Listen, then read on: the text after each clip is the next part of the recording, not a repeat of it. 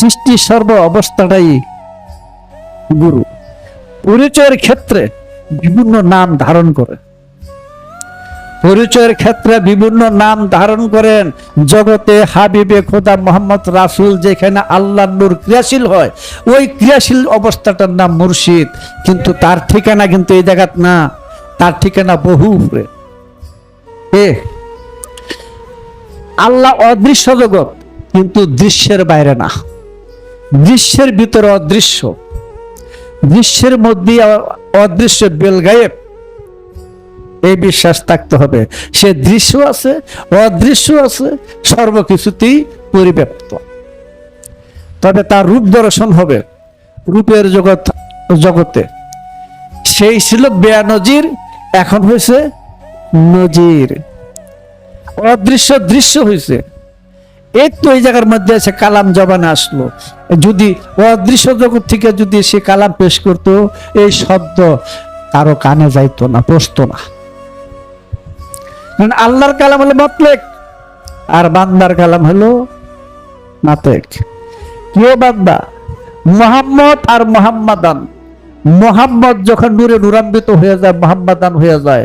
মোহাম্মদ পুরুষ সত্তা, মোহাম্মদান নারী সত্তা। ওইখানে গেলে আব্দুহু দাস,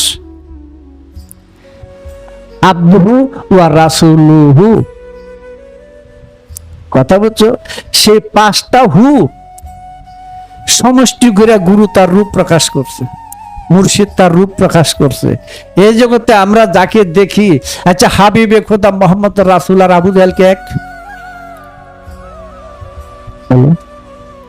তাহলে আলাদা হলো কোন জায়গায়?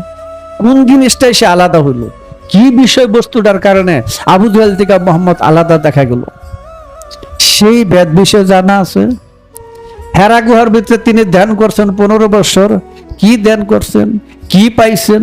যে কালামটা পাইছেন সেটা নুরি কালাম।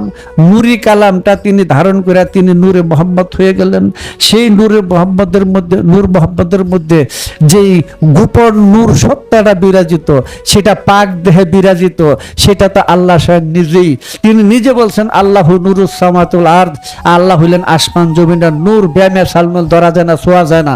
সেই বেমেসাল নূরকে মেসাল দিতে গিয়ে, দর্শন করতে যায়, দেখতে যায়, আল্লাহর ইচ্ছা পূরণ করতে যায়, তিনি মাসালু নুরিহি কামিশকাতিন ফিহা মিসবাহুন, তিনি দলিল দিলেন কোরআনে। তাহলে ওই মিসবাহুনটা কি? নূরের যে মেসাল দিলেন ওইটা কে? ওইটাই গুরু। তিনি যখন রূপের জগতে আসছেন তখন তিনি মানব গুরু, মানব রূপে পরিচয়। কিন্তু তার আদি ঠিকানা কিন্তু এই জায়গা নাই।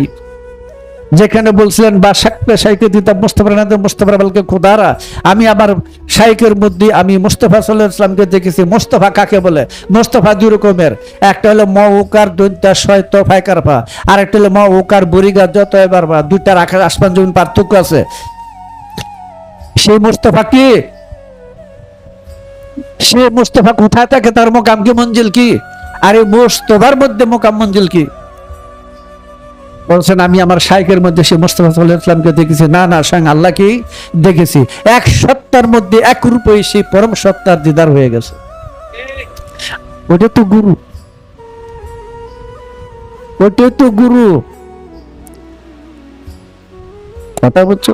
যারা পরম সত্তায় বিলীন, আল্লাহ নূরের দরিয়ার মধ্যে যারা অবগাহন করছেন। মানুষ মরণশীল, কিন্তু মানুষ আজরাইলকে হাতে আইন না, মানুষ নবীকে হাতে আইন না, মানুষ হায়াতকে এড়ায় যাইয়া, মানুষ কিয়ামতকে এড়ায় যাইয়া সে নিজে মৃত্যুঞ্জয় হয়ে যায়। যখন আল্লাহর নূরে সে অবগাহন করলো, সে মৃত্যুঞ্জয় হয়ে রইল। বাহিরের নামটা শুধু মানুষই রইল, বাহিরের নামটা শুধু গুরুই রইল, বাহিরের নামটা শুধু মুর্শিদই রইল। কিন্তু হাকিকতে চাইয়া দাও, ওখানে কি দেখা যায়? তোমার যদি চোখ থাকে তাহলে দেখবা, তুমি যদি মুর্শিদ ফালার শয়তান ফালায়, তাহলে তোমার অস্তিত্ব শেষ।